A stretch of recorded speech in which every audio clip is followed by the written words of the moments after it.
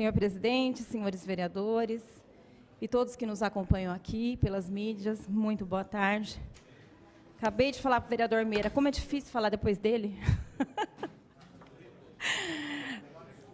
É um prazer falar depois de Vossa Excelência, vereador Meira, porque, olha, a gente chega com um repertório aqui mais ampliado. Presidente, difícil. São muitos os assuntos que acabam se acumulando para que a gente aborde aqui nos nossos 10 minutos.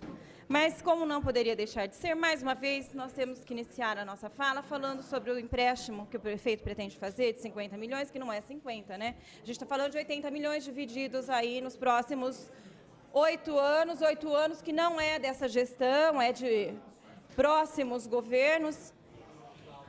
E ali, presidente, seguindo o que Vossa Excelência expôs a semana passada aos empresários que estiveram aqui, eu gostaria de, mais uma vez, reforçar o que já falei, né? Primeiro, que nós não temos condições financeiras e orçamentárias para arcar com este empréstimo, né?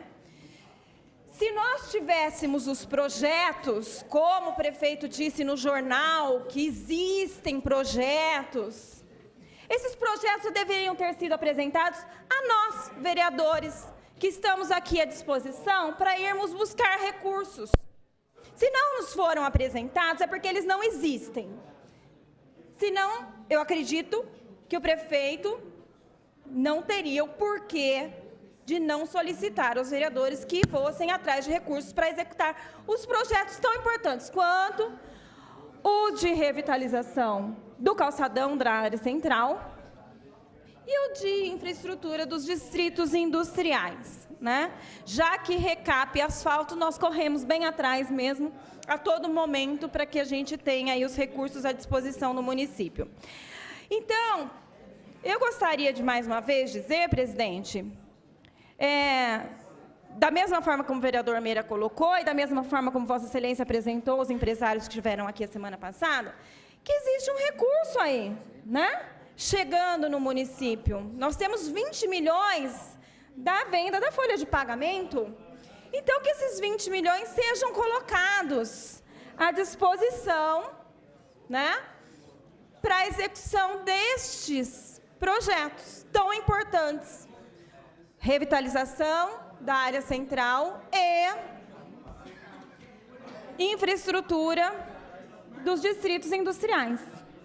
E, mais uma vez, quero lembrar, porque já falei a semana passada, que nós tivemos em Penápolis a semana retrasada e o prefeito de Penápolis anunciou que o 1 milhão de recursos do FID, que foram destinados a Penápolis, foram destinados para a reforma da estação ferroviária. E em Bauru, nós tivemos os recursos do FID sendo destinados à reforma do museu, que é importante, mas foram destinados à reforma do museu porque foi o único projeto que nós tínhamos pronto para ser apresentado, né? E nós tivéssemos os recursos do FID chegando até Bauru, porque senão nós não teríamos nada.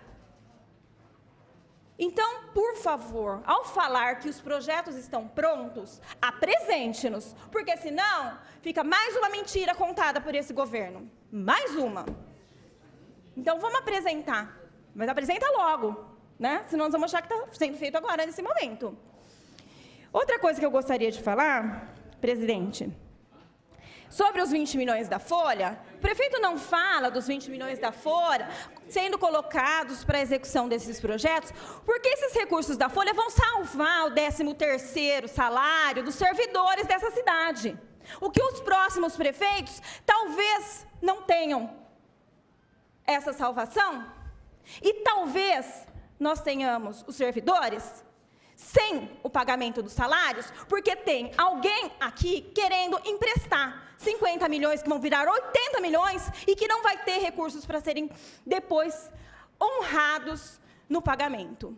Então, nós estamos falando de uma coisa muito séria, e na hora de sensibilizar empresário, é muito fácil, porque o apelo é muito grande. E sensibilizar vereador também. Como o vereador Meira falou aqui, todos nós temos demandas. Todos nós. É fácil nos sensibilizar nesse sentido. Só que é preciso muita responsabilidade na hora de assumir compromissos para o futuro. Nós já passamos anos sem receber recursos do Fundo de Participação dos Municípios e nós lembramos muito bem o quão difícil foi esse período. Eu gostaria, presidente, ainda, ao falar aqui sobre as conquistas recentes, em termos de voos para Bauru, parabenizar o vereador Manelo Zilla, que nós sabemos do trabalho dele, nós acompanhamos, todos os passos que foram dados nesse sentido, mas eu não posso deixar de fazer uma colocação de que, na verdade, a conquista está diretamente relacionada com a redução do imposto sobre combustível de aviação de 25% para 12%, que foi anunciado pelo governador João Dória em 5 de fevereiro desse ano. Então, essa redução é a que garantiu um maior número de voos, são 70 novos voos, sendo para 6 cidades paulistas que não eram atendidos por voos comerciais, 490 novas partidas semanais, e que uma colocação que foi feita, apesar da redução significativa, a diminuição de tarifas nas passagens aéreas não é uma contrapartida prevista. Foi colocado que, ao se reduzir os impostos, estariam sendo estimulados as companhias a estudarem tarifas mais acessíveis. Então, nós não temos o anúncio do valor das tarifas ainda. E que também, com a desoneração, a arrecadação prevista para este ano de 2019, que era de 627 milhões, iria para 422 milhões. Então, há uma queda na arrecadação. E que essa compensação estaria ligada à geração de empregos, estimada em 59 mil, os novos voos e o turismo de lazer dos passageiros em conexão. Então, é uma estratégia do governo do Estado, e nós não podemos desconsiderar isso ao falarmos que a conquista de Bauru, é de todos que se intitulam batalhadores por essa causa tão justa para a cidade, mas está diretamente relacionada a uma política do Estado de São Paulo, e principalmente também a questão de que nós teremos aí talvez um aeroporto apresentando uma competência ainda maior, quando nós falamos que dos 25 aeroportos do Estado de São Paulo, todos serão privatizados, 5 deles já anunciados. Então, é importante nós fazermos essa colocação. Obrigada, presidente.